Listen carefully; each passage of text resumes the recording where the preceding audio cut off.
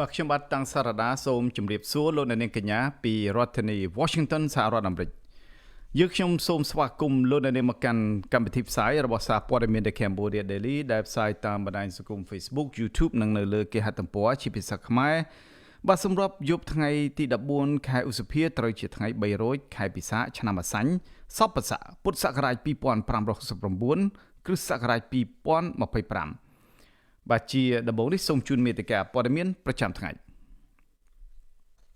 ក្រសួងសុខាភិបាលព្រមានថាជំងឺ Covid-19 បានឆ្លងសារជាថ្មីឡើងវិញហើយនៅពេលនេះសាកសពពលករខ្មែរ2នាក់បន្ថែមទៀតត្រូវបានរកឃើញក្រោមអគារបាក់រលំក្នុងប្រទេសថៃកងទ័ពមួកខៀវកម្ពុជា2នាក់បានស្លាប់ក្នុងបេសកកម្មនៅស៊ូដង់ខាងត្បូងលោកហ៊ុនម៉ាណែតអះអាងថាកងកម្លាំងនគរបាលជាតិមានស្នាដៃជួយរដ្ឋាភិបាលទប់ស្កាត់ការវិលត្រឡប់នៃរបបប្រល័យពូជសាសន៍លោកសេឡិនស្គីសន្យាថាលោកនឹងដេករងចាំជួបលោកពូទីននៅក្នុងប្រទេសទូគីឲ្យតែលោកពូទីនព្រមជួបលោករួមនឹងកម្មវិធី Idea Talk ជាបន្តទៅទៀតនេះខ្ញុំបាទតាំងសារ៉ាដាសូមជូនព័ត៌មានពិស្ដាក្រសួងសុខាភិបាលបានជូនដំណឹងពីការរកឃើញនៅករណីឆ្លងជំងឺ Covid-19 ក្នុងសហគមន៍ចំនួន5ករណីតាមរយៈលទ្ធផលតេស្តបញ្ជាក់ដោយ PCR នាថ្ងៃទី13ខែឧសភាកន្លងទៅនេះខណៈជំងឺនេះបានបំលែងទៅជាមេរោគអូមេក្រុងបំលែងថ្មីប្រភេទ JN1 ដែលជាវីរុសកំពុងស្ថិតនៅក្នុងចំណាត់ថ្នាក់ចាប់អារម្មណ៍របស់ពិភពលោកនៅក្នុងពេលនេះក្រសួងសុខាភិបាលកម្ពុជាចេញសេចក្តីប្រកាសព័ត៌មាននៅថ្ងៃនេះថានៅពេលនេះកម្ពុជាមានករណីឆ្លងថ្មីចំនួន5ករណីទៀតហើយស្របពេលដែលអ្នកឆ្លងមានចំនួនសរុបជាង 20,000 នាក់នាពេលកន្លងមកសេចក្តីប្រកាសព័ត៌មានដដែលបញ្ជាក់ថាបច្ចុប្បន្នជំងឺ Covid-19 ឆ្លងពីក្រៅប្រទេសមកកម្ពុជាចំនួន 20,000 នាក់និងឆ្លងនៅក្នុងសហគមន៍ក៏មានជាង 10,000 នាក់ផងដែរចាប់តាំងពីមានការផ្ទុះជំងឺ Covid-19 មកកម្ពុជាមានអ្នកស្លាប់សរុបជាង 3,000 នាក់និងអ្នកដែលត្រូវបានព្យាបាលឲ្យជាសះស្បើយមានរហូតដល់ជាង 100,000 នាក់កាលពីថ្ងៃទី12ខែឧសភាក្រសួងសុខាភិបាលបានអំពាវនាវឲ្យពលរដ្ឋត្រូវតែបង្កើនការប្រុងប្រយ័ត្នចំពោះជំងឺឆ្លង Covid-19 ដែលកំពុងបំលែងខ្លួនពីមេរោគអូមីក្រុងបំលែងថ្មី JN1 ហើយកំពុងឆ្លងរាលដាលយ៉ាងឆាប់រហ័សនៅក្នុងតំបន់ជាច្រើននៅទូទាំងពិភពលោកក្នុងពេលបច្ចុប្បន្ននេះក្រសួងអះអាងថាបើទោះបីជាមិនទាន់មានភស្តុតាងបញ្ជាក់ថាវីរុសប្រភេទថ្មីនេះអាចបណ្ដាលឲ្យមានជំងឺឆ្លងធ្ងន់ធ្ងរជាងប្រភេទវីរុសអូមេក្រុងមុនក៏ដោយប៉ុន្តែមេរោគប្រភេទថ្មី JN1 អាចឆ្លងកាន់តែខ្ពស់និងលឿនព្រមទាំងអាចបញ្ជ្រាបចូលក្នុងប្រព័ន្ធភាពស៊ាំរបស់មនុស្សកាន់តែខ្លាំងជាងមុនផងដែរប្រភពដដែលបញ្ជាក់ថាអ្នកដែលមានប្រព័ន្ធការពាររាងកាយខ្សោយដូចជាអ្នកមានជំងឺរ៉ាំរ៉ៃអ្នកមានជំងឺទឹកនោមផ្អែមអ្នកមានជំងឺលើសឈាមមនុស្សចាស់ជរានិងស្ត្រីមានផ្ទៃពោះជាដើមត្រូវតែបង្កើនការប្រុងប្រយ័ត្នឲ្យបានខ្ពស់ជាទីបំផុតបាទលោកអ្នកនាងជាទីមេត្រីព័ត៌មានដាច់ដោយឡែកមួយទៀតវិញក្រសួងការងារអះអាងថាសាកសពពលករខ្មែរ2នាក់ប្តីប្រពន្ធរស់នៅខេត្តបន្ទាយមានជ័យត្រូវបានរកឃើញបន្ថែមទៀតនៅថ្ងៃនេះដែលនៅជាប់នៅក្រោមអគារបាក់រលំដោយសារគ្រោះរញ្ជួយដីនៅក្នុងប្រទេសថៃកាលពីចុងខែមីនាកន្លងទៅក្រសួងការងារនិងបណ្ដុះបណ្ដាលវិជ្ជាជីវៈបានចេញសេចក្តីជូនដំណឹងស្តីពីមរណភាពនៃពលករខ្មែរដែលបណ្ដាលមកពីការរញ្ជួយដីនៅប្រទេសថៃនៅថ្ងៃទី14ខែឧសភាឆ្នាំ2025នេះថាសាកសពប្តីប្រពន្ធពលករខ្មែរ2នាក់ដែលបានស្លាប់ក្នុងគ្រោះរញ្ជួយដីក្នុងទីក្រុងបាងកកប្រទេសថៃទើបនឹងត្រូវបានរកឃើញក្នុងគំនរអគារបាក់រលំនៅថ្ងៃនេះនិងកំពុងត្រៀមបញ្ជូនត្រឡប់ទៅកម្ពុជាវិញប្រពន្ធដដែលអះអាងថាយោងតាមលទ្ធផលនៃការពិនិត្យកសលវិច័យ DNA របស់វិទ្យាស្ថានវិទ្យាសាស្ត្រកសលវិច័យនៃមន្ទីរពេទ្យនគរបាលជាតិប្រទេសថៃនៅថ្ងៃនេះបញ្ជាក់ថាសាកសពទាំង2នាក់ប្តីប្រពន្ធនេះគឺពិតជាឈ្មោះសាន់សឿននិងភរិយាឈ្មោះសុកគឹមសីដែលបានទទួលមរណភាពក្នុងគ្រោះរញ្ជួយដីនៅក្នុងប្រទេសថៃពិតប្រាកដមែនក្រសួងការងារកម្ពុជាបញ្ជាក់ថាឯកអគ្គរដ្ឋទូតកម្ពុជាប្រចាំនៅប្រទេសថៃក្រសួងស្ថាប័នពាក់ព័ន្ធនិងមន្ត្រីពាក់ព័ន្ធកំពុងតែរៀបចំសម្របសម្រួលបែបបទដើម្បីដឹកសពជនរងគ្រោះទាំង2នាក់នេះត្រឡប់មកប្រទេសកម្ពុជាវិញកាលពីដើមខែមេសាឆ្នាំ2025កញ្ញាសាន់ដែនដែលត្រូវជាប្អូនស្រីជនរងគ្រោះឈ្មោះសាន់សឿននិងអ្នកស្រីសុកកឹមសីដែលរស់នៅក្នុងភូមិតាម៉ាសង្កាត់មកៈក្រុងសរីសុភ័ណ្ឌខេត្តបន្ទាយមានជ័យបានអះអាងថាបងប្រុសរបស់ខ្លួនធ្វើការងារជាជាងក្រាលការ៉ូ ក៏បានបាត់ខ្លួនតែពីអ្នកប្តីប្រពន្ធអំឡុងពេលធ្វើការក្នុងហេតុការណ៍បាក់រលំអគារក្នុងប្រទេសថៃ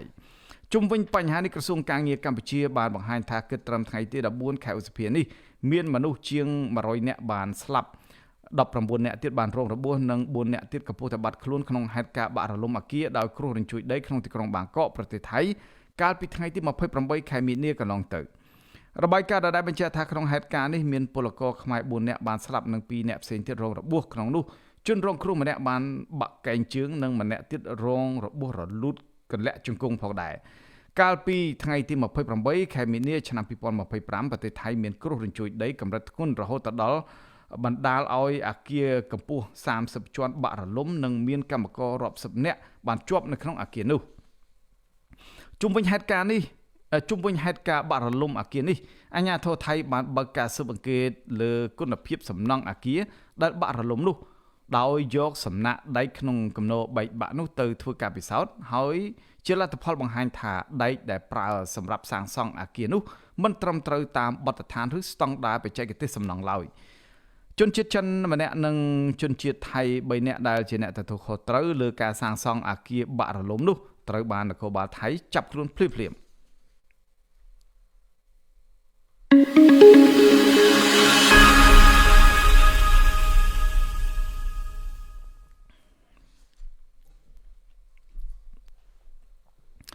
បាទលោកអ្នកនាងជាទីមេត្រីក្រសួង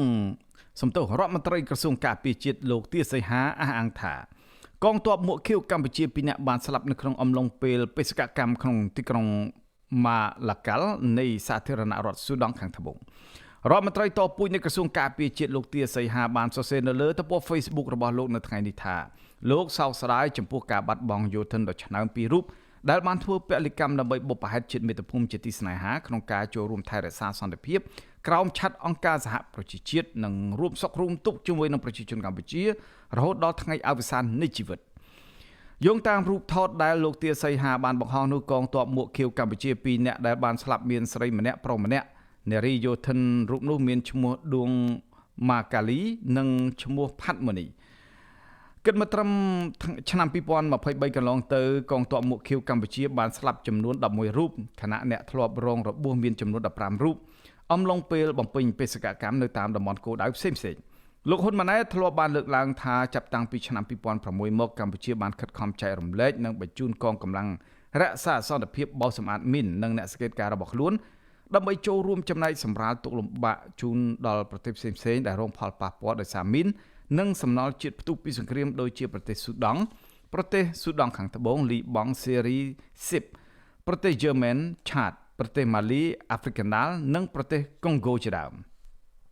លោកហ៊ុនម៉ាណែតថាសមិទ្ធផលកម្ពុជាទទួលបានស្នាដៃដ៏ធំធេងជាច្រើនដូចជាការបោសសម្អាតមីនការកំទេចគ្រាប់មីនមិនទាន់ផ្ទុះការស្ថាបនាសំណង់ផ្ដេកសំណង់បញ្ឈរជួសជុលថែទាំប្រលានយន្តហោះពង្រឹងសន្តិសុខសណ្ដាប់ធ្នាប់និងបំពេញការងារមនុស្សធម៌ផ្សេងៗដល់ប្រជាជនក្នុងតំបន់បេសកកម្មដែលមានហានិភ័យខ្ពស់កាលពីឆ្នាំ2023កន្លងមកកម្ពុជាបន្តទទួលបានលំដាប់ថ្នាក់លេខ2ក្នុងការបរិច្ចាគកម្លាំងវីរៈយុទ្ធនារីក្នុងបណ្ដាសហគមន៍អាស៊ាននិងលំដាប់លេខរៀងទី12ក្នុងចំណោម120ប្រទេសដែលបានបរិច្ចាគកងកម្លាំងក្រោមឆ័ត្រអង្គការសហប្រជាជាតិចាប់តាំងពីឆ្នាំ2006ដល់ឆ្នាំ2023កម្ពុជាបានបញ្ជូនកងទ័ពមួកខៀវទៅចូលរួមបេសកកម្មរក្សាសន្តិភាពជាង 8000 នាក់នៅប្រទេសចំនួន9រួមមានស៊ូដង់ខាងត្បូងឆាតអាហ្វ្រិកកណ្ដាលលីបង់ស៊ីបប្រទេសសេរីម៉ាលីនិងយឺម៉ែនបាទលោកអ្នកនាងជាទីមេត្រីនាយករដ្ឋមន្ត្រីតពូជកម្ពុជាលោកហ៊ុនម៉ាណែតលើកឡើងថាជាច្រើនឆ្នាំកន្លងមកនេះកងកម្លាំងនគរបាលជាតិបានសម្រេចនៅស្នាដៃជាច្រើនក្នុងការជួយរដ្ឋាភិបាលជាពិសេសជួយទប់ស្កាត់ការវិលត្រឡប់មកវិញនៃរបបប្រល័យពូជសាសន៍លោកហ៊ុនម៉ាណែតបានចេញលិខិតនៅក្នុងទិវារំលឹកខួបអនុស្សាវរីយ៍លើកទី80នៃថ្ងៃកំណើតនគរបាលជាតិកម្ពុជាកាលពីថ្ងៃទី5ខែឧសភាដែលទើបត្រូវបានផ្សព្វផ្សាយនៅថ្ងៃនេះថាក្រោយថ្ងៃរំដោះ7មករាឆ្នាំ1979កងកម្លាំងនគរបាលជាតិត្រូវបានរៀបចំបង្កើតឡើងវិញដើម្បីរក្សាសន្តិសុខសាធារណៈបន្ទាប់ពីប្រទេសជាតិត្រូវបានសង្គ្រោះពីរបបប្រល័យពូជសាសន៍ប៉ុលពតកូនប្រុសមេដឹកនាំបកកណ្ដាលអំណាចរូបនេះលើកឡើងថាកងកម្លាំងនគរបាលជាតិបានចូលរួមជួយរដ្ឋាភិបាលច្រើននាពេលកន្លងមករួមមានការការពារសន្តិសុខជាតិស្ថិរភាពផ្ទៃក្នុងសុវត្ថិភាពសង្គមរហូតដល់ដំណាក់កាលសន្តិភាពសពថ្ងៃនេះ ប្រធានក្រុមប្រឹក្សាឃ្លាំមើលកម្ពុជាលោកម៉ែនណាតបានប្រាប់សារព័ត៌មាន Cambodia Daily នៅថ្ងៃនេះថាការលើកឡើងរបស់លោកហ៊ុនម៉ាណែតនៅក្នុងពេលនេះគឺជាចេតនាមួយដែលគាត់ចង់បញ្ជាក់ថាអ្នកដែលតវ៉ានឹងបកកណ្ដាលអំណាចគឺសុទ្ធតែមានបំណងចង់ឲ្យរបបប្រល័យពូជសាសន៍វិលត្រឡប់មកវិញទាំងអស់ដែលជាហេតុធ្វើឲ្យខ្មែរឆ្លោះគ្នាមិនចេះចប់លោកថាការលើកឡើងបែបនេះគឺផ្ទុយទៅនឹងស្មារតីនៃកិច្ចព្រមព្រៀងសន្តិភាពទីក្រុងប៉ារីសនិងរដ្ឋធម្មនុញ្ញដែលបានចែងអំពីការបង្រួបបង្រួមជាតិស្របពេលដែលកងកម្លាំងនគរបាលជាតិកន្លងមកត្រូវបានប្រើប្រាស់ក្រោមល្បិចកលនយោបាយរបស់បកកណ្ដាលអំណាចរហូតមកអ្នកខ្លាំមើលសង្គមរូបនេះបញ្ជាក់ថាកងកម្លាំងនគរបាលជាតិសពថ្ងៃនេះមិនអាចរក្សាអព្យាក្រឹតក្នុងការអនុវត្តទូនាទីរបស់ខ្លួនបានទេដោយសារតែប្រព័ន្ធរដ្ឋបាលជាតិទាំងមូលត្រូវបានគ្រប់គ្រងដោយប្រព័ន្ធគ្រប់គ្រងរបស់បកកណ្ដាលអំណាចទៅហើយនោះកងកម្លាំងនគរបាលជាតិត្រូវបានបង្កើតឡើងដោយប្រកាសណាសម្ដេចព្រះបាទនរោត្តមសីហនុនៅថ្ងៃទី16ខែឧសភាឆ្នាំ1945កងកម្លាំងនគរបាលជាតិមានតួនាទីរក្សាសណ្ដាប់ធ្នាប់នៃសកម្មភាពបាតកម្មកោតកម្មនិងបញ្ជារាល់សកម្មភាពភេរវកម្មរួមទាំងទប់ស្កាត់អ ுக ្រិតកម្មឆ្លងដែនគ្រប់ប្រភេទផងដែរ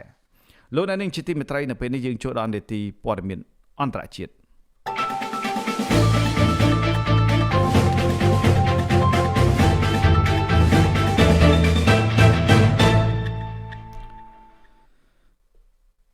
ប្រធានាធិបតីអ៊ុយក្រែនលោក Volodymyr Zelensky ដែលក្រុមប្រចាំប្រទេសប្រសិទ្ធនាមជាវីរៈជនអ៊ុយក្រែនដោយសារមិនព្រមលុតជង្គង់សុំសន្តិភាពពីរុស្ស៊ីអះអាងថាលោកកំពុងតែរងចាំជួបកំពូលមេដឹកនាំផ្ដាច់ការក្រុងមូស្គូគឺលោក Vladimir Putin នៅពេលនេះបណ្ដាញផ្សាយព័ត៌មានអន្តរជាតិល្បីៗជាច្រើនកំពុងតែចោទភ្នែកទៅមើលប្រទេសទួរគីដែលនៅទីនោះប្រធានាធិបតីអ៊ុយក្រែនលោក Zelensky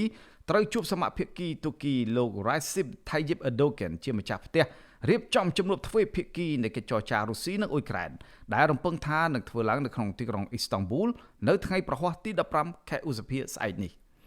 ជំនួបផ្ទាល់រុស្ស៊ីនិងអ៊ុយក្រែនបើកើតមានគឺជាលើកដំបូងហើយក្រោយពីប្រទេសច្បាំងគ្នាទាំងពីរនេះខកខានជួបគ្នាតាំងពីចុងឆ្នាំ2022ហើយគម្រោងជួបចរចារុស្ស៊ីនិងអ៊ុយក្រែននេះគឺជាសំណើរបស់ប្រធានាធិបតីរុស្ស៊ីលោកពូទីនផ្ទាល់តែម្ដងក្រៅពីជួបលោកប្រធានាធិបតីទួរគី Tayyip Erdogan លោក Zelensky អាចនឹងជួបប្រធានាធិបតីអាមេរិកលោក Donald Trump ដែលលោក Trump កំពុងតែធ្វើទស្សនកិច្ចនៅប្រទេសអារ៉ាប៊ីសាអូឌីតនិងប្រទេសកាតាហើយមានផែនការទៅប្រទេសទួរគីដែលលោក Trump ក៏រំពឹងថានឹងជួបលោកពូទីនផងដែរលោក Zelensky ថ្លែងថាលោកមិនសង្ឃឹមថានឹងបានជួបលោកពូទីនដោយផ្ទាល់ទេតែលោកនៅតែគិតថាតាមរយៈប្រធានាធិបតីទួរគីនិងលោក Donald Trump ទំនងលោកពូទីននឹងព្រមជួបលោកបើលោកពូទីនមានវត្តមាននៅលើទឹកដីប្រទេសទួរគីពិតប្រាកដមែនលោក Zelensky នៅពេលនេះកំពុងតែទទូចទៅលោក Tayyip Erdogan និងលោក Trump ធ្វើយ៉ាងណាទាញលោកពូទីនទៅទួរគីដើម្បីឲ្យរូបលោកអាចជួបលោកពូទីនបានលោក Zelensky ធ្លាប់បានជួបលោកពូទីនម្ដងគត់នៅក្នុងឆ្នាំ2019នៅក្នុងទីក្រុងប៉ារីសខណៈលោកទើបតែជាប់ឆ្នោតជាប្រធានាធិបតីអ៊ុយក្រែនទាំងលោក Trump និងលោក Erdogan កំពុងតែស្នើឲ្យមានជំនួបត្រីភាគីឬចតុភាគីគឺមានវត្តមានទាំងលោកពូទីននិងលោក Zelensky ជួបចរចាគ្នា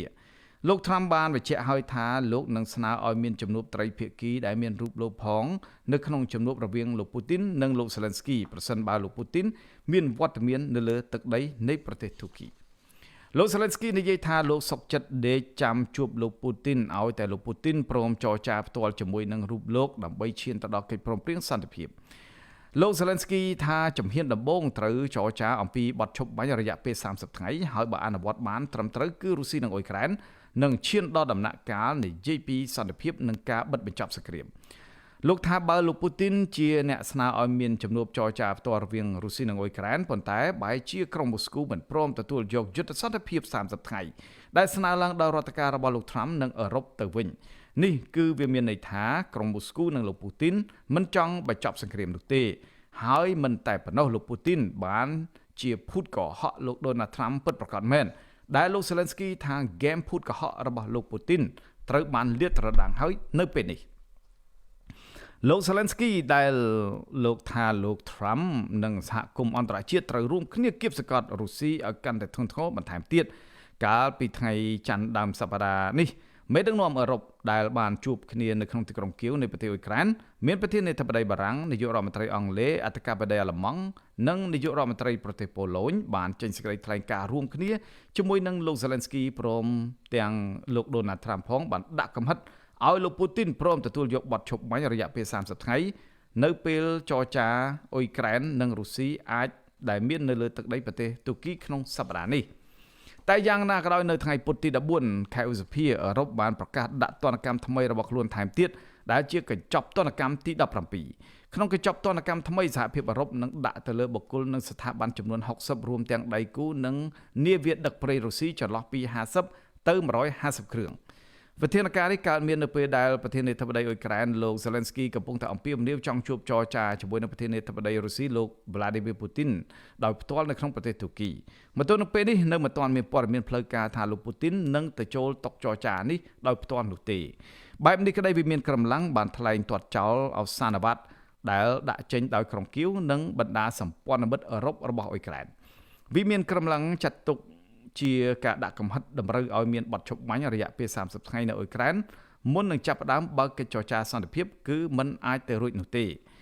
មួយវិញទៀតវិមានកម្លាំងក៏មិនឆ្លើយតបទៅនឹងសំណើរបស់លោក Zelensky ដែលស្នើសុំជួបចរចាជាមួយសមាភាគីរុស្ស៊ីលោក Putin ដោយផ្ទាល់នៅក្នុងទីក្រុងអ៊ីស្តង់ប៊ូលប្រទេសទូគីនៅថ្ងៃប្រហ័សទី15ខែឧសភានេះអ្នកនាំពាក្យវិមានកម្លាំងលោក Dmitry Peskov ប្រាប់ក្រុមអ្នកសារព័ត៌មាននៅពេលត្រូវបានសួរអំពីកិច្ចចរចានិងសំណើរបស់លោក Zelensky ដែលចង់ឲ្យលោក Putin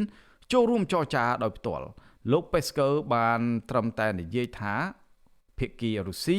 បន្តត្រៀមរៀបចំសម្រាប់កិច្ចចរចានេះហើយលោក Peskov ក៏មិនបាននិយាយថាតើលោក Putin នឹងទៅចូលរួមកិច្ចចរចាដោយផ្ទាល់ឬក៏អត់នោះទេបាទលោកអ្នកនាងជាទីមេត្រីនៅពេលនេះយើងចូលដល់កម្មវិធី Idea Talk តាមការគ្រោងទុក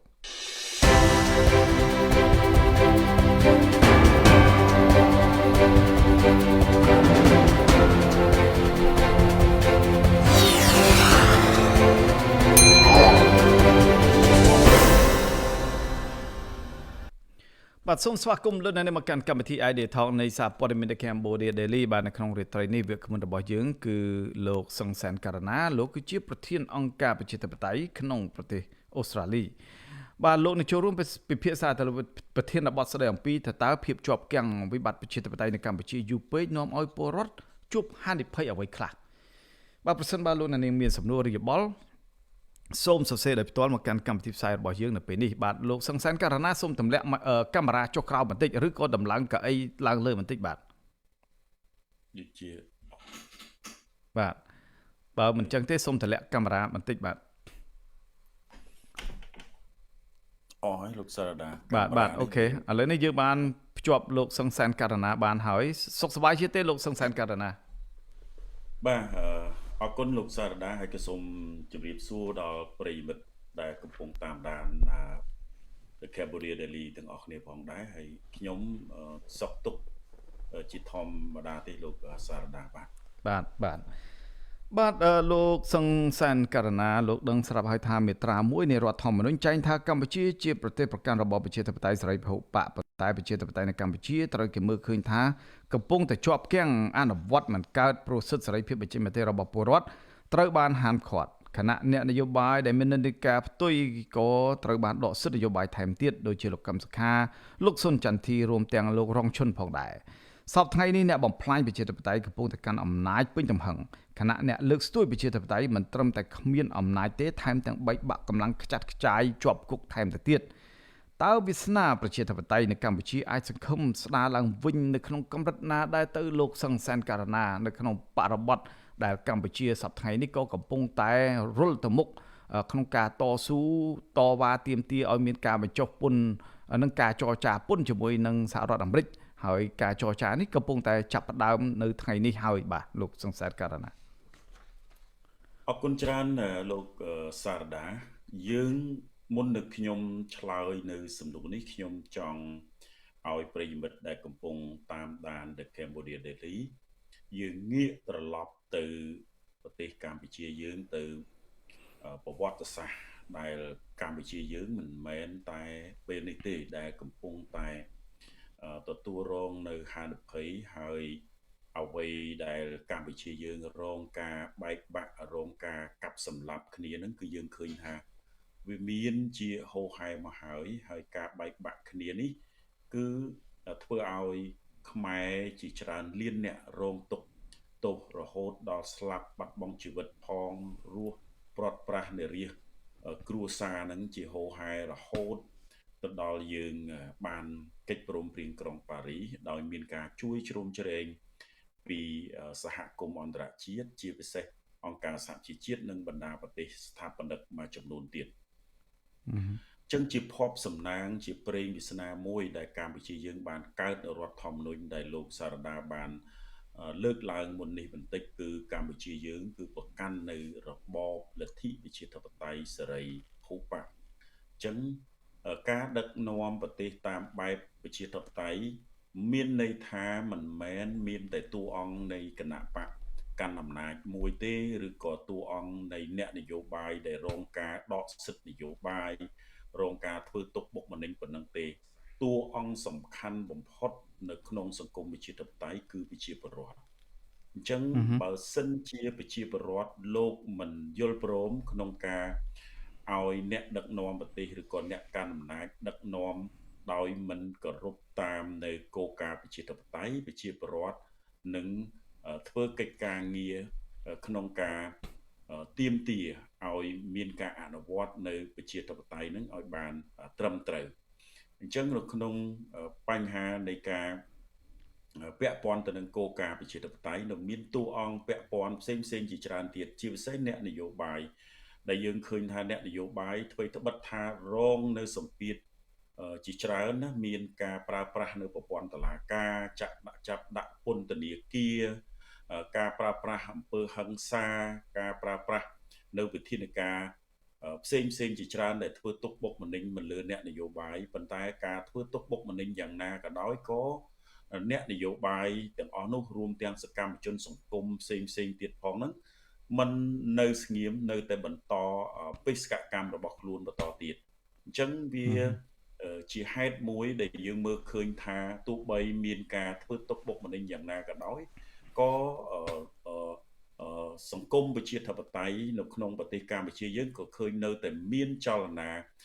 ក្នុងការធ្វើសកម្មភាពផ្សេងយើងឃើញថាអ្នកនៅក្នុងប្រទេសក៏នៅតែមានសកម្មភាពទោះបីថាស្ថិតនៅក្នុងសម្ពាធស្ថិតនៅក្នុងការភ័យខ្លាចយ៉ាងម៉េចក៏នៅតែមានសកម្មភាពដែលឲ្យយើងមើលឃើញថានៅរូបភាពប្រជាធិបតេយ្យចេះតែមានចលនាណាហើយអ្នកខាងក្រៅប្រទេសហ្នឹងក៏ដូចនេះដែរក៏មិននៅស្ងៀមក៏នៅតែធ្វើកិច្ចការងារធ្វើសកម្មភាពរបស់ខ្លួនទៅតាមរូបភាពទៅតាមមធ្យោបាយដែលអាចធ្វើទៅបានធ្វើការទំនាក់ទំនងជាមួយនឹងបណ្ដាប្រទេសអន្តរជាតិនានាដែលគេបានតាមដានគេបានឃ្លាំមើលអំពីបញ្ហាសិទ្ធិមនុស្សអំពីបញ្ហាប្រជាធិបតេយ្យនៅក្នុងប្រទេសកម្ពុជានឹងអញ្ចឹងខ្ញុំយល់ថារឿងប្រជាធិបតេយ្យនៅក្នុងប្រទេសកម្ពុជាมันអាចបញ្ចប់ត្រឹមតែគណៈបកកណ្ដាលអំណាចធ្វើទុកបុកម្នេញទៅលើអ្នកនយោបាយប៉ុណ្ណឹងហើយធ្វើទុកបុកម្នេញរដ្ឋបិទនៅសិទ្ធិសេរីភាពរបស់ប្រជាពលរដ្ឋឬក៏សកម្មជនត្រឹមប៉ុណ្ណឹងគឺអាចបញ្ចប់បានទេហើយដោយដែលយើងមើលឃើញគោលការណ៍ច្បាស់លាស់នៅក្នុងរដ្ឋធម្មនុញ្ញរបស់យើងគឺมันអាចបដូរផ្លាស់ដឹកនាំប្រទេសដោយវាចាកពីប្រជាធិបតេយ្យបានទេធ្វើត្បិតថារូបភាពនៃការអនុវត្តហ្នឹងវាអត់បានអនុលោមអត់បានធ្វើឡើងឲ្យមានភាពត្រឹមត្រូវក៏ប៉ុន្តែអ្វីទាំងអស់នោះកំពុងស្ថិតនៅក្នុងការឃ្លាំមើលការតាមដានពីប្រជាពលរដ្ឋពីអង្គការសង្គមពីគណៈបកនយោបាយនានាទាំងក្នុងនិងក្រៅប្រទេសជាដើមបាទអរគុណច្រើនលោកសង្សានករណាហើយលោកដឹងស្រាប់ហើយថានៅពេលនេះអ្នកប្រជាធិបតេយ្យ3នាក់ហើយដែលអស់សិទ្ធិក្នុងការចូលរួមលើកស្ទួយប្រជាធិបតេយ្យប្រសិទ្ធបោះឆ្នោតនិងសិទ្ធិចូលឈ្មោះគេបោះឆ្នោតឲ្យរបស់ពួកគេត្រូវបានដកហូតអស់មួយជីវិតរួមមានលោកកឹមសុខាលោកសុនចន្ទធីនិងលោករងឈុនចំណែកអ្នកប្រជាធិបតេយ្យដែលមានឥទ្ធិពលខ្លះទៀតត្រូវបានហាមឃាត់មិនឲ្យចូលស្រុកទេមកទល់នឹងពេលនេះតើលោកគិតថាបើសិនជាកម្ពុជានៅបន្តអនុវត្តនៅការដកសិទ្ធិឲ្យតែថាអ្នកណាមិនដូចថាប្រឆាំងនឹងខ្លួនមានទស្សនៈផ្ទុយនឹងខ្លួនត្រូវតែដកសិទ្ធិធ្វើនយោបាយអញ្ចឹងថាតើប្រទេសជាតិនេះនឹងទៅមុខដោយរបៀបម៉េចទៅហើយវិបត្តិនយោបាយវិបត្តិប្រជាធិបតេយ្យនឹងញោមញីកម្រិតណាហើយពលរដ្ឋក្រីក្រដែលគ្នារងគ្រោះដោយសារតែវិបត្តិប្រជាធិបតេយ្យនឹងគាត់នឹងតដកខ្យល់របៀបម៉េចទៅបាទលោកសង្សានករណាវាជាបញ្ហាទាំងអស់នេះខ្ញុំគិតថាមិនមែនតែជាបញ្ហាពីប្រជាពលរដ្ឋដែលរងទុក្ខទេណាពី ប្រជាពលរដ្ឋក្តីពីខាងអង្គការសង្គមពីខាងអ្នកនយោបាយក្តីខ្ញុំថាគណៈបកកណ្ដាលអំណាចមេដឹកនាំនៃគណៈបកកណ្ដាលអំណាចហ្នឹងក៏កំពុងជួបវិបត្តិដោយខ្លួនឯងដែរពីព្រោះថាការដែលដឹកនាំវាចាកនៃប្រជាធិបតេយ្យនេះគឺការដឹកនាំក្នុងការទំនាក់ទំនងការបរទេសពាក់ព័ន្ធនឹងសេដ្ឋកិច្ចទេសចរអីផ្សេងហើយអ្វីដែលយើងមើលឃើញនោះគឺកំពុងតែឃ្លាតឆ្ងាយអំពីប្រទេសប្រជាធិបតេយ្យជាពិសេសយើងមើលឃើញដូចជារឿងការអនុវត្តពន្ធនៃប្រទេសសហរដ្ឋអាមេរិកដែលគេកំពុងតែធ្វើឡើងមកលើកម្ពុជាជាដើមហើយក្នុងនោះក៏មានបញ្ហាជាមួយនឹងបណ្ដាប្រទេសនៅសហភាពអឺរ៉ុបជាមួយនឹងបណ្ដាប្រទេសលោកសេរីផ្សេងទៀតដែរអញ្ចឹងខ្ញុំយល់ថារឿងការដឹកនាំប្រទេសដោយមិនគោរពតាមបែបប្រជាធិបតេយ្យនេះមិនមែនជារឿងងាយស្រួលនោះទេខ្ញុំមើលឲ្យងាកមើលមកក្នុងបណ្ដាប្រទេសដែលគេដឹកនាំតាមបែបប្រជាធិបតេយ្យត្រឹមត្រូវតួយ៉ាងដូចជាអូស្ត្រាលីទើបតែបោះឆ្នោតថ្មីយើងឃើញហើយការបោះឆ្នោតឲ្យដោយគោរពតាមគោលការណ៍ប្រជាធិបតេយ្យច្បាស់លាស់ត្រឹមត្រូវភាពរីកចម្រើននៃប្រព័ន្ធគ្រប់គ្រងប្រទេសរបស់គេគឺមានភាពល្អប្រសើរស្ថិរភាពនយោបាយស្ថិរភាពសេដ្ឋកិច្ចពាណិជ្ជកម្មផ្សេងទេសចរផ្សេងគឺគេបានទទួលបាននៅចំណូលហើយការរស់នៅរបស់ប្រជាពលរដ្ឋគេប្រកបដោយសេចក្តីសុខសុវត្ថិភាពជាដើមអញ្ចឹងការដឹកនាំដោយមិនត្រឹមត្រូវដែលធ្វើឲ្យប៉ះពាល់ដល់ប្រជាពលរដ្ឋនេះខ្ញុំយល់ថាអ្វីត្បិតថាពលរដ្ឋបច្ចុប្បន្ន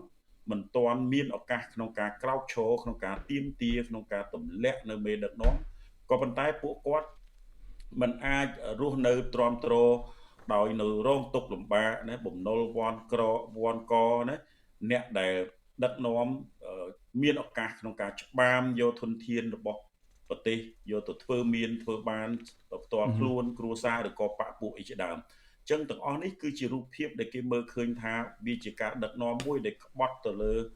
ប្រទេសដែលដឹកនាំតាមបែបប្រជាធិបតេយ្យនឹងហើយអញ្ចឹងការដែលដឹកនាំមិនត្រឹមត្រូវនេះមិនមែនជារឿងមួយដែលដឹកនាំល្អនោះទេហើយអ្វីដែលជារឿងហានិភ័យភ័យខ្លាចនេះគឺក៏មេដឹកនាំនោះក៏ជាអ្នកត្រូវរស់នៅដោយការភ័យខ្លាចដោយការទម្លាក់ពីប្រជាពលរដ្ឋផងដែរហើយពីអ្នកនយោបាយក៏គេមិននៅស្ងៀមក្នុងការធ្វើទុកបុកម្នេញនឹងដែរក្នុងមធ្យោបាយហ្នឹងគឺគេក៏រកវិធីសាស្ត្រក្នុងការធ្វើយ៉ាងណាដើម្បីទាមទារឲ្យអ្នកដឹកនាំហ្នឹងធ្វើការដឹកនាំតាមបែបប្រជាធិបតេយ្យឲ្យបានត្រឹមត្រូវបាទលោកសង្សានករណាលោកដឹងស្រាប់ហើយថាជាញឹកញាប់ជាញយលោកទាំងលោកហ៊ុនម៉ាណែតក៏ដោយទាំងលោកហ៊ុនសែនក៏ដោយតែងតែនិយាយអំពីការរារាំងមិនឲ្យឬក៏ការទប់ស្កាត់មិនឲ្យរបបវិលពិឃាត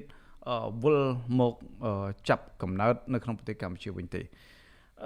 តើចំណុចនេះលោកមានការបកស្រាយយ៉ាងម៉េចដែរថាតើអ្នកណាគេជាអ្នកនាំលោកខ្លាចអ្នកណាគេជាងគេដែលនាំដោយថារបបវិលពិឃាតមកកាន់ប្រទេសកម្ពុជាវិញហ្នឹងព្រោះថាឥឡូវនេះ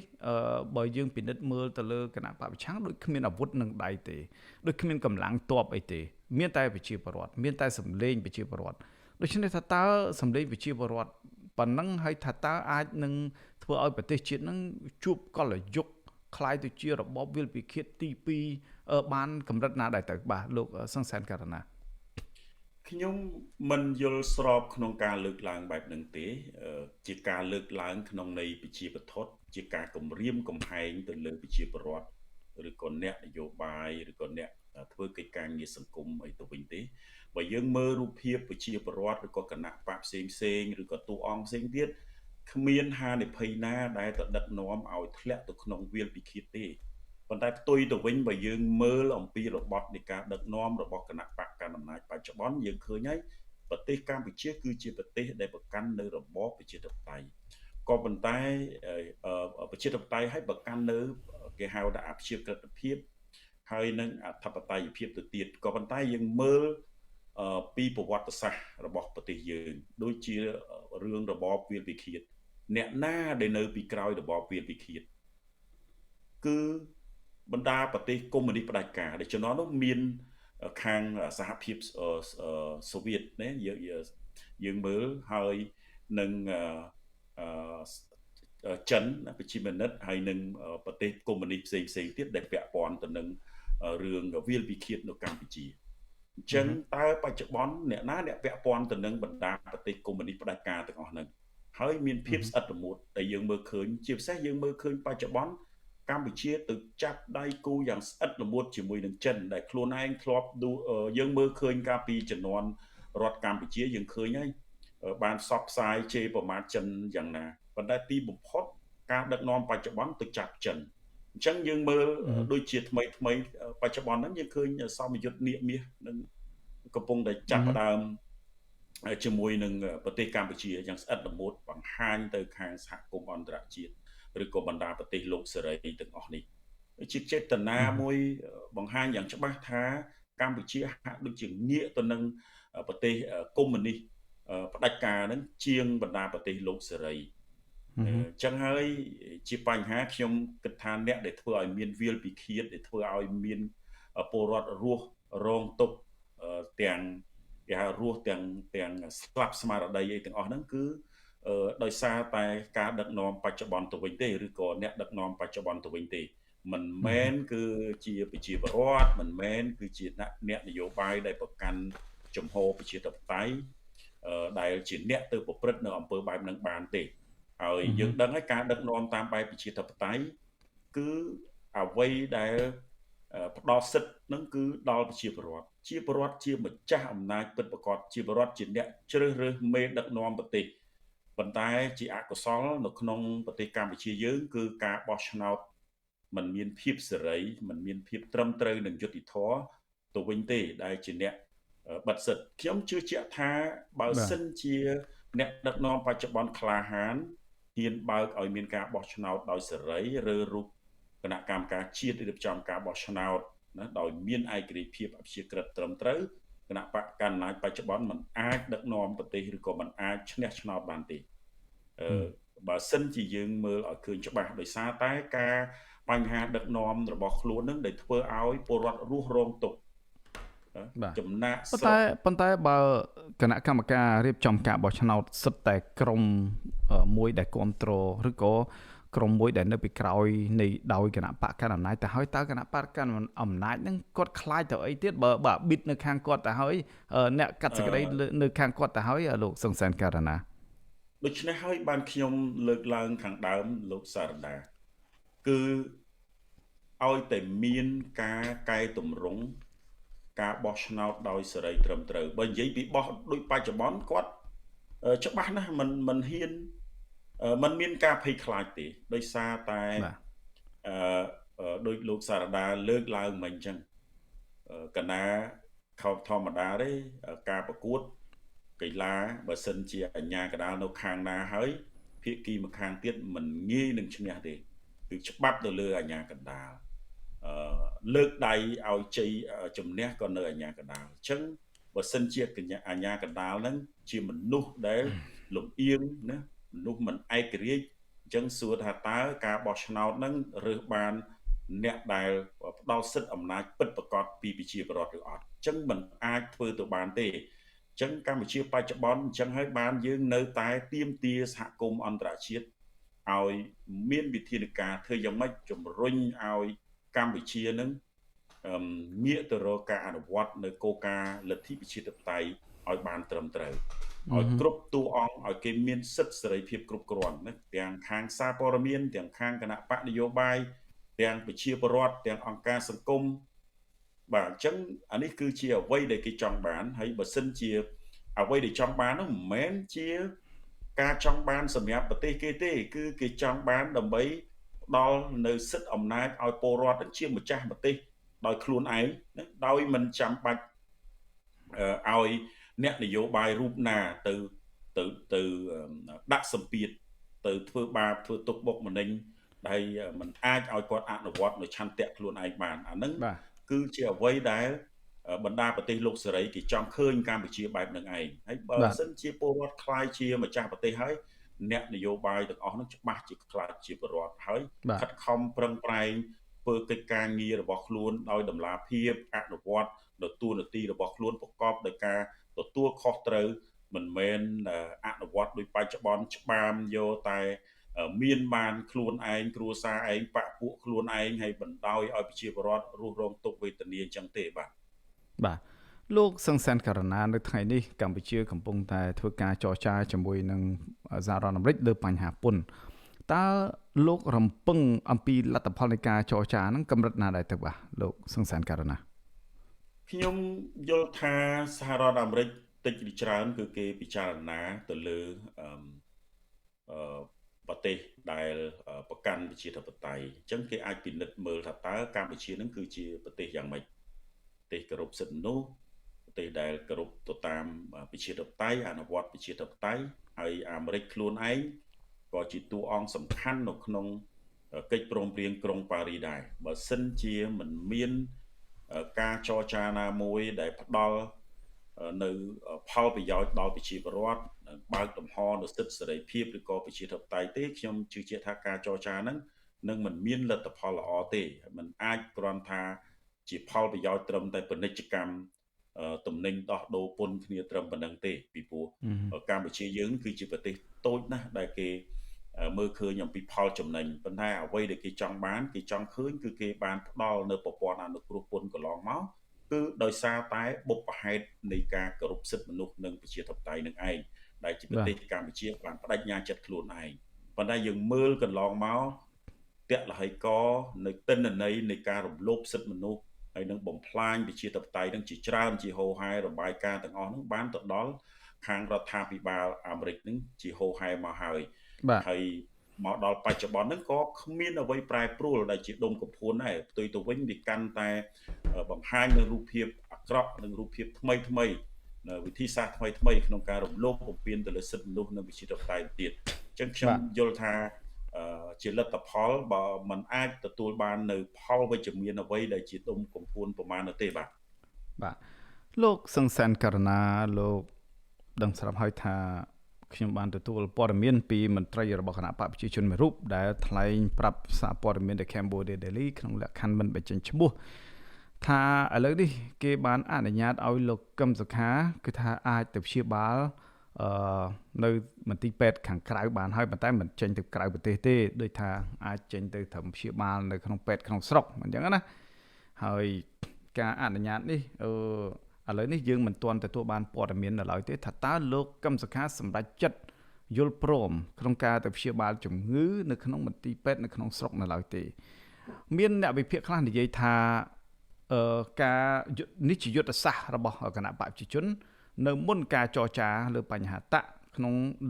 នៅលើបញ្ហាពន្ធដែលគេចង់បង្ហាញទៅសហរដ្ឋអាមេរិកថារដ្ឋាភិបាលបានធ្វើការដោះលែងលោកកឹមសុខាហើយលោកកឹមសុខាអត់មានជាប់គុកទៀតទេអត់មានជាប់នៅក្នុងផ្ទះទៀតទេដូច្នេះរដ្ឋាភិបាលអាចនឹងនិយាយពាក្យនេះទៅប្រាប់សហរដ្ឋអាមេរិកដែលគេអាចនឹងនិយាយថាដែលរដ្ឋាភិបាលអាចនឹងនិយាយថាឥឡូវគេមានបានឃុំខ្លួនលោកកឹមសុខាទៀតណាលោកកឹមសុខាមានសេរីភាពធម្មតាតាលោកកឹមសុខាអាចទៅព្យាបាលនៅមន្ទីរពេទ្យបានតាដូច្នេះថាយុទ្ធសាស្ត្រនេះតើលោកគិតថាលោកខ្លួនលោកកឹមសុខាផ្ទាល់ហ្នឹងគួរតែធ្វើរបៀបម៉េចលោកសុនសែនករណាតើលោកកឹមសុខាគួរទទួលយកនៅយុទ្ធសាស្ត្រដែលគណៈបព្វជិជនដាក់ឲ្យនឹងទេឬក៏លោកកឹមសុខាបន្តដូចថាទាមទារឲ្យមានការដោះលែងគាត់ដោយឥតលក្ខខណ្ឌតែម្ដងដោះលែងគាត់ឲ្យមានសេរីភាពពេញបរិបូរណ៍ដោយគ្មានការដាក់គុកគ្មានការដាក់ឃុំខ្លួនក្នុងផ្ទះត្រឹមតែទៅព្យាបាលហ្នឹងមានន័យអីទៅបាទលោកសង្សានករណាលោកយល់យ៉ាងម៉េចដែរចំណុចនេះបាទលោកសារដារឿងដែលពាក់ព័ន្ធនឹងលំហប្រជាធិបតេយ្យឬក៏សិទ្ធិពលរដ្ឋនយោបាយនេះមិនមែនជារូបភាពត្រឹមបុគ្គលមេដឹកនាំនយោបាយណាមួយទេកាលណាយើងនិយាយពីប្រជាធិបតេយ្យគឺនិយាយពីសេរីភាពក្នុងការចូលរួមអញ្ចឹងការចូលរួមគេសំដៅទាំងអស់គ្នាទាំងប្រជាពលរដ្ឋទាំងអង្គការសង្គមទាំងសារព័ត៌មានរួមទាំងអ្នកនយោបាយជាច្រើនរូបផ្សេងទៀតនឹងដែរហើយសិទ្ធិសេរីភាពទាំងអស់នេះខ្ញុំយល់ថាតួអង្គសំខាន់ជាច្រើនកំពុងតែនៅក្នុងពន្ធនាគារកំពុងតែភៀសខ្លួនក្រៅប្រទេស ដែលរងជាប់បណ្ដឹងចោទប្រកាន់ដែលមិនអាចធ្វើនយោបាយបានអនុវត្តនូវសិទ្ធិនយោបាយបានអានឹងគឺជារឿងដែលសំខាន់ខ្ញុំក៏ជឿជាក់ដែរព្រោះលោកកឹមសុខាក៏ជាអ្នកដែលផ្សព្វផ្សាយអំពីសិទ្ធិមនុស្សនិងប្រជាធិបតេយ្យដែរអញ្ចឹងគាត់យល់ណាស់អំពីស្អីទៅដែលប្រជាធិបតេយ្យស្អីទៅដែលសិទ្ធិមនុស្សអញ្ចឹងត្រឹមតែសិទ្ធិសេរីភាពរបស់គាត់ត្រឹមបានប៉ុណ្ណេះមិនមែនជាសិទ្ធិសេរីភាពពិតប្រាកដទេសិទ្ធិសេរីភាពពិតប្រាកដគឺអាចឲ្យគាត់បដដឹកនាំនៅគណៈបកប្រកួតប្រជែងបានដោយដែលយើងថាយ៉ាងហោចណាស់ក៏មុនរំលាយគណៈបកសង្គ្រោះជាតិដែរមុនពេលចាប់ខ្លួនលោកកឹមសុខាដែរហើយឲ្យមានការប្រកួតប្រជែងគ្នាទៅផ្ដល់ឱកាសដោះលែងអ្នកនយោបាយទាំងអស់កំពុងជាប់ឃុំទម្លាក់ចោលនៃបទចោទប្រកាន់រាល់សកម្មជនគ្រប់រូបដែលកំពុងតែជាប់ចោទកំពុងតែជាប់ឃុំនៅក្នុងពន្ធនាគារទាំងអស់ហ្នឹងអានឹងគឺជារឿងដែលសំខាន់រឿងដែលពាក់ព័ន្ធមួយទៀតនោះក៏ជាផ្នែកមួយដែរគឺកំណែតម្រង់ប្រព័ន្ធបោះឆ្នោតឲ្យคล้ายជាប្រព័ន្ធបោះឆ្នោតឯករាជ្យនេះក៏ជាផ្នែកមួយដែរដែលយើងមើលឃើញថាវាជាប្រព័ន្ធបោះឆ្នោតមួយដែលប្រកួតប្រជែងដោយចាត់ដៃចងជើងហើយមិនផ្ដល់សិទ្ធិសេរីភាពពេញលេញដល់ប្រជាពលរដ្ឋរឿងទី3នោះគឺរឿងសារព័ត៌មានឯករាជ្យនឹងឯងយើងឃើញហើយដោយលោកសារដាហ្នឹងក៏ផ្សាយចេញពីក្រៅប្រទេសដែរมันអាចផ្សាយបានពេញលេញនៅក្នុងប្រទេសទេទាំងខាងវិទ្យុដែលមានឯករាជ្យភាពផ្សេងទៀតហ្នឹងគឺគេមិនអាចធ្វើកិច្ចការងាររបស់គេដោយវិជ្ជាជីវៈបានទេអានេះក៏ជាផ្នែកមួយដែលសំខាន់ដែរហើយក្នុងហ្នឹងយើងនៅមានតួអង្គសំខាន់ផ្សេងទៀតដែលត្រូវតែទាមទារឲ្យគេអនុវត្តនៅសិទ្ធិសេរីភាពឲ្យបានពេញលេញផងដែរអានឹងបានគេហៅថាជាដំណោះស្រាយមួយដោយពិតប្រាកដមិនមែនត្រឹមតែអនុញ្ញាតឲ្យលោកកឹមសុខាបានទៅទទួលនៅសេវាកម្មផ្នែកសុខភាពទទួលបានការព្យាបាលប៉ុណ្ណឹងយើងចាត់ទុកថាវាជារឿងមួយដែលអាចទទួលបានលទ្ធផលពីសហរដ្ឋអាមេរិកទេហើយសហរដ្ឋអាមេរិកខ្ញុំជឿជាក់ថាក៏គេមិនល្ងងក្នុងការពិចារណារឿងប៉ុណ្ណឹងដែរពីព្រោះគេក៏ជាអ្នកដែលប្រទេសប្រកាន់ប្រជាធិបតេយ្យយូរហើយគេដឹងថាស្អីទៅសេរីភាពស្អីទៅដែលជាគោលការណ៍ប្រជាធិបតេយ្យពិតប្រាកដហើយបាទអរគុណច្រើនលោកសង្សានករណាលោកសង្សានករណាប្រសិនបើលោកកឹមសុខាទទួលយកអ្វីដែលគណៈបព្វជិជនកម្ពុជាអនុញ្ញាតឲ្យគាត់ទៅព្យាបាលនៅមន្ទីរពេទ្យមែនថាតើលោកកឹមសុខាអាចដើរចូលអន្ទាក់របស់គណៈបព្វជិជនដែលគណៈបព្វជិជនអាចយកចំណុចនេះទៅលក់ឲ្យសហរដ្ឋអាមេរិកក្នុងការចរចាពន្ធដែរទេបាទខ្ញុំគិតថាមិនអញ្ចឹងទេព្រោះបើមែនតែនទៅយើងមើលអំពីរូបភាពនឹងវាជាគេហៅថាជាសិទ្ធិមួយដែលលោកកឹមសុខាត្រូវទទួលបានបើសិនជាលោកកឹមសុខាមានបញ្ហាសុខភាពប៉ះពាល់ដល់អាយុជីវិតគឺជាការទទួលខុសត្រូវរបស់រដ្ឋាភិបាលបច្ចុប្បន្ននឹងឯងចឹងបើសិនជាលោកកឹមសុខាពិតជាតម្រូវការក្នុងការព្យាបាលនៅក្នុងជំងឺនឹងដោយខានមិនបានដែលប៉ះពាល់សុខភាពធ្ងន់ធ្ងរគឺត្រូវតែបញ្ជូនលោកទៅព្យាបាលនឹងហើយចឹងការទទួលយកត្រឹមតែសេវាក្នុងការព្យាបាលប៉ុណ្ណឹងมันអាចទៅចោទលោកកឹមសុខាថាជាអ្នកទៅខុបខិតរួមគំនិតគ្នាជាមួយនឹងខាងគណៈបកកាន់អំណាចអីនោះទេហើយក៏មិនមែនជារឿងចូលន្ទាក់អីវិញនោះដែរលុះត្រាតែលោកកឹមសុខានឹងចេញមុខប្រកាសថាគាត់ចូលរួមគ្រប់គ្រងអំពីនយោបាយរបស់គណៈបកកាន់អំណាចបច្ចុប្បន្នយ៉ាងណាហ្នឹងទើបអាចចូលន្ទាក់ឬក៏រងការថ្កោលទោសអំពីអ្នកគ្រប់គ្រងរបស់ខ្លួនឬក៏ពីអ្នកឃ្លាំមើលទៅលើបញ្ហានយោបាយនៅក្នុងប្រទេសកម្ពុជានឹងបាទបាទអរគុណច្រើនលោកសង្សានករណាលោកសង្សានករណាមានសំណួរមួយទៀតសប្តាហ៍ថ្ងៃនេះដោយលោកនឹងស្រាប់ឲ្យថាអ្នករស់នៅក្នុងស្រុកខ្លះគឺថាមិនហ៊ានធ្វើសកម្មភាពអ្វីទាំងអស់ចំណែកអ្នកដែលហ៊ានធ្វើសកម្មភាពចូលស្រុកក៏មិនបានលើពីនេះអ្នកដែលធ្លាប់ប្រឆាំងនឹងបកកណ្ដាលអំណាចក៏នាំគ្នាសូមចុះចូលជាមួយអ្នកដែលខ្លួនចោទថាបំផ្លាញសន្តិភាពទៅវិញបាទតើចន្លោះពេលដែលគ្មានក្រុមប្រឆាំងដោយសប្តាហ៍ថ្ងៃនេះអាចជាឱកាសដែលក្រុមគ្រួសារតកូហ៊ុនដូចថាពង្រឹងអំណាចឲ្យកាន់តែរឹងមាំដែរទេព្រោះថាក្នុងស្ថានភាពនេះក្រុមគ្រួសាររបស់លោកហ៊ុនសែនធ្វើអ្វីក៏បានដែរបាទលោកសង្សានករណា ជាស្ថានភាពយើងមើលឃើញជាក់ស្ដែងវាជាការពិតដូចដែលលោកសារដាបានលើកឡើងហើយខ្ញុំមើលឃើញអំពីរូបភាពទាំងអស់នេះវាមិនមែនមានស្ថិរភាពអ្វីរហូតនោះទេយើងមើលឃើញថាទោះបីយ៉ាងម៉េចដូចជាមានសកម្មភាពក្នុងស្រុកខ្លះដែលខ្ញុំ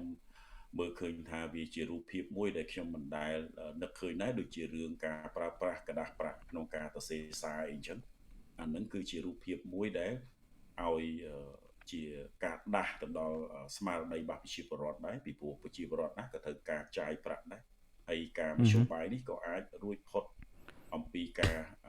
ចាប់ទោសអូដំណើរដែរពីព្រោះថាការចរាចរសាច់ប្រាក់ហ្នឹងវាមិនមានប្រភពណាមួយដែលអាចងាយរកស្វែងរកប្រមាណទេអានេះគឺជាមធ្យោបាយមួយដែលខ្ញុំមើលឃើញថាសកម្មជនដែលគេប្រើប្រាស់រូបភាពហ្នឹងអញ្ចឹងម្នាក់ខ្ញុំងាកឲ្យគិតមកវិញថាគ្មានអ្នកណានៅស្ងៀមទេបើសិនជាប្រទេសជាតិនៅតែរបៀបហ្នឹងគឺរួមទាំងអ្នកនៅក្រោមគណៈបកកណ្ដាលអំណាចខ្លួនឯងនឹងដូចគ្នាក៏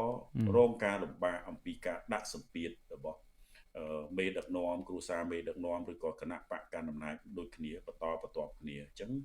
ការរងទុក្ខទោសការរស់នៅដោយសម្ពាធហ្នឹងគឺតគ្នាពីលើរហូតទៅដល់ប្រជាពលរដ្ឋខាងក្រោមចឹងហើយបានន័យថាអ្នកទាំងអស់ហ្នឹងគាត់នៅមិនសុខគាត់ចេះតែរកនឹកមធ្យោបាយអីដើម្បីធ្វើយ៉ាងណាដើម្បីទៀមទាដើម្បីទម្លាក់នៅក្នុងមេដឹកនាំដែលដឹកនាំប្រទេសដោយមិនត្រឹមត្រូវដោយពុករលួយបកពួកនិយមគ្រួសារនិយមនឹងឯងដែលគេមិនចង់បានទេអញ្ចឹងរូបភាពទាំងអស់នេះខ្ញុំគិតថាមិនថិតថេរទេបើសិនជាដឹកនាំនៅតែប្រកាន់នៅអេរិយាបថបែបហ្នឹងគឺនៅតែរស់ក្នុងការភ័យខ្លាចធ្លាក់ពីតំណែងណាហើយអ្វីដែលធ្វើទាំងអស់ហ្នឹងនឹងជះត្រឡប់ទៅខ្លួនវិញហើយទោះបីយើងមើលរូបភាពនៃអ្នកសកម្មជនមួយចំនួននៃអ្នកនយោបាយមួយចំនួនទៅចោះចូលអីទាំងអស់នេះខ្ញុំគិតថាវាអត់មានអីទៅជះឥទ្ធិពលអ្វីទេពីព្រោះក៏នៅមានសកម្មជនជាច្រើនទៀតដែលនៅតែបន្តសកម្មភាពរបស់ខ្លួនអញ្ចឹងការប្រើប្រាស់រូបភាពទិញដូរទឹកចិត្តទិញដូរសកម្មជននេះមិនមែនជារូបភាពត្រឹមត្រូវអីនោះទេវាជារូបភាពមួយដែលធ្វើឲ្យមានបញ្ហាទៅលើការដឹកនាំទៅវិញទេហើយអ្វីដែលត្រឹមត្រូវខ្ញុំគិតថាវាលុះត្រាតែការដឹកនាំហ្នឹងធ្វើឲ្យពលរដ្ឋពេញចិត្តធ្វើឲ្យអ្នកនយោបាយផ្សេងទៀតហ្នឹងគឺគេពេញចិត្តពេញថ្លើមដោយសុទ្ធចិត្តដោយគ្មានការទិញទឹកចិត្តដោយគ្មានការលួងលោមដោយគេ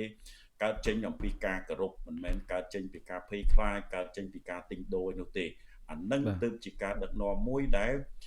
មានការកោតសរសើរមានការទទួលយកបានប៉ុន្តែបើការដឹកនាំរបៀបនេះយើងមើលឃើញហើយក្នុងបណ្ដាប្រទេសផ្សេងដែលដឹកនាំដោយគ្រួសារនិយមបកពួកនិយមដូចជាថ្មីយើងឃើញមានការទម្លាក់ពីប្រជាពលរដ្ឋ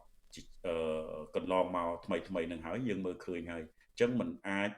ថិតថេរទេទោះបីអំណាចហ្នឹងយើងមើលឃើញរូបភាពបច្ចុប្បន្នហ្នឹងវាមានភាពរឹងមាំប៉ុន្តែនៅក្នុងដំណាក់កាលណាមួយក៏ស្ថិតនៅក្នុងភាពភ័យស្រួលដែរអញ្ចឹងបានយើងមើលឃើញគណៈបកកណ្ដាលអំណាចកាន់តែប្រយ័ត្នប្រយែងកាន់តែប្រុងប្រយ័ត្នអំពីរូបភាពអំពីការទៀមទាតវ៉ាផ្សេងនឹងឯងអញ្ចឹងអ្វីដែលខ្ញុំលើកឡើងនេះខ្ញុំមិនមែនស្អប់ឬក៏ខឹងទៅលើអ្នកណាទេប៉ុន្តែខ្ញុំចង់ឲ្យអ្នកដឹកនាំបើសិនជាអ្នកមានអំណាចមានឥទ្ធិពលមានធនធានមនុស្សមានលុយកាក់ស្រាប់ដូរតែយើងអេរិយាបថអំពីការធ្វើទុកបុកម្នេញអំពីការធ្វើបាបគេកែមកក្នុងការដឹកនាំកសាងប្រទេសខ្ញុំថាវាមានលក្ខណៈងាយស្រួលដោយសារពួកគេមានធនធានស្រាប់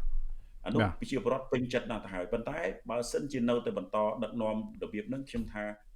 มันអាចមានស្ថិរភាពយូរអង្វែងទេបាទលោកសង្សានករណាជាចុងក្រោយលោកមានអ្វីចង់បន្ថែមដែរទេបាទដោយសារនីតិរបស់យើងត្រូវដល់ទីបញ្ចប់ទៅហើយបាទសូមជឿខ្ញុំមិនចង់ឃើញកម្ពុជាយើងនៅក្នុងរូបភាពបច្ចុប្បន្នទេហើយខ្ញុំជឿជាក់ថាប្រជាពលរដ្ឋរួមទាំងអ្នកពាក់ព័ន្ធនៅក្នុងសង្គមប្រជាធិបតេយ្យទាំងអស់ក៏គេមិនចង់ឃើញការដឹកនាំមួយដែលប្រឆាំងអំពីប្រជាធិបតេយ្យដែរ គេក៏មិនចង់ឃើញការដឹកនាំប្រកបដោយអំពើពុករលួយបំផ្លាញនៅធនធានជាតិហើយការដឹកនាំដែលធ្វើឲ្យប្រជាពលរដ្ឋរស់រងទុក្ខក្រីក្របំណុលវ័នកចំណាក់ស្រុកអីទាំងអស់នេះក៏គេមិនចង់បានដែរអញ្ចឹង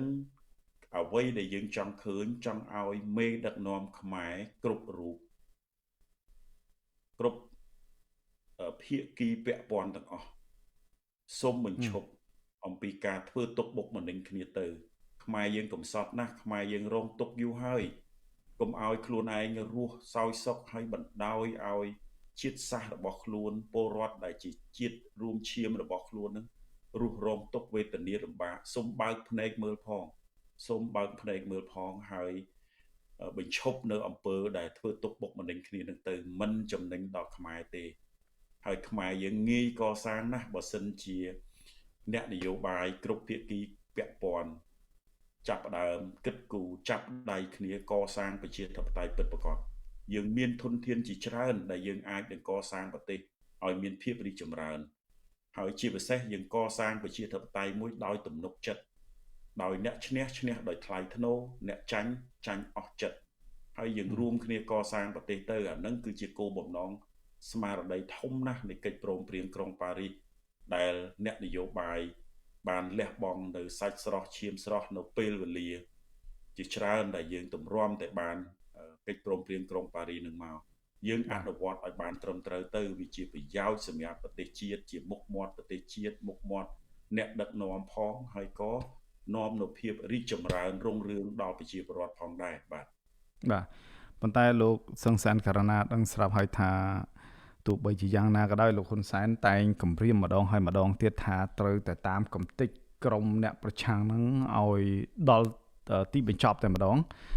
ហើយគាត់ក៏នឹងមិនអនុញ្ញាតឲ្យមានក្រមមួយដែលគាត់ចោទថាជាក្រមបដិវត្តពណ៌ជាក្រមជ្រុលនិយមជាក្រមអីមកជន់លើទឹកដីកម្ពុជានោះដែរតើលោកគិតថាការអះអាងការគម្រាមរបស់លោកហ៊ុនសែននេះនឹងមានប្រសិទ្ធភាពកម្រិតណាដែរទៅបាទយើងមិនចម្លែកទេមេដឹកនាំដែលមានចរិតកុម្មុយនីសផ្ដាច់ការគឺតែងតែប្រើប្រាស់ក្នុងការគម្រាមកំហែងឯប៉ុន្តែលោកសារដាត្រូវចាំពាក្យចាស់ពីដើមឬក៏គេតែងតែលើកគេថាទីណាមានការជិះជាន់ទីនឹងមានការរើបំរាស់ចឹងបើយើងប្រើមធ្យោបាយជិះជាន់តិចឬច្រើនត្រូវតែមានកម្លាំងតបហើយការទប់ស្កាត់ខ្ញុំគិតថាវាមិនមែនជារឿងងាយស្រួលប្រហែលទេប៉ុន្តែបើយើងធ្វើឲ្យមានការពេញចិត្តមានការចូលរួមមានការសហការក្នុងការស្ដារក្នុងការជួយប្រទេសជាតិអានឹងខ្ញុំគិតថាវាជារឿងដែលល្អប្រសើរអញ្ចឹងការបដិញ្ញាចិត្តយើងដឹងស្រាប់ហើយគ្រាន់តែជារូបភាពមួយដែលធ្វើឲ្យមនុស្សរងទុក្ខលំបាកក្នុងពេលរយៈពេលហ្នឹងប៉ុន្តែក្នុងរយៈពេលយូរនឹងមានការតស៊ូនឹងមានការរើបំរាស់ឡើងយើងឃើញចំនួនខ្មែរក្រហមចំនួនប៉ុលពតសាហាវប៉ុណ្ណាកាប់សម្លាប់ប៉ុណ្ណាមនុស្សអត់អីតតាំងស្គមស្គាំងនៅពេលដែលអ្នកទាំងអស់នៅពេលដល់ដំណាក់កាលមួយគឺមេដឹកនាំហ្នឹងខ្ចាត់ខ្ចាយណារបបនឹងដួលរលំអញ្ចឹងខ្ញុំគិតថាមធ្យោបាយប្រើប្រាស់ការគម្រាមកំហែងប្រើប្រាស់ការកាប់សម្លាប់ការធ្វើទុកបុកម្នេញនេះមិនមែនជាមធ្យោបាយល្អទេខ្ញុំទទូចឲ្យបញ្ឈប់ហើយយើងគ្មានអីក្រៅពីជំរើសឲ្យប្រជាពលរដ្ឋមានសិទ្ធិសេរីភាពក្នុងការជ្រើសរើសមេដឹកនាំប្រទេសតាមឆន្ទៈហើយឲ្យអ្នកនយោបាយដែលគេពេញចិត្តដែលគេបោះឆ្នោតឲ្យនឹងឲ្យគេដឹកនាំប្រទេសដើម្បីជួយប្រទេសជាតិកសាងប្រទេសជាតិឲ្យមានភាពរីកចម្រើនតាមបែបជាធិបតេយ្យនឹងទៅបាទសូមអរគុណច្រើនលោកសង្សានករណាចំពោះពេលវេលារបស់លោកនៅក្នុងប្រទេសអូស្ត្រាលីប្រហែលជាភ្លឺទៅហើយបាទពេលនេះហើយអរគុណច្រើនចំពោះការលះបង់ពេលវេលារបស់លោកជាមួយនឹងសារព័ត៌មាន Cambodia Daily បាទសូមអរគុណច្រើនសូមជម្រាបលាបាទសូមជម្រាបលាបាទយើងខ្ញុំក៏សូមអរគុណលោកអ្នកនាងដែលបានខិតខំតាមដានចំណាយពេលជាមួយនឹងសារព័ត៌មាន Cambodia Daily នៅពេលនេះខ្ញុំបាទតាំងសារដាព្រមទាំងក្រុមការងារទាំងអស់នៃសារព័ត៌មាន Cambodia Daily សូមអរគុណនិងសូមជម្រាបលារាត្រីសួស្តី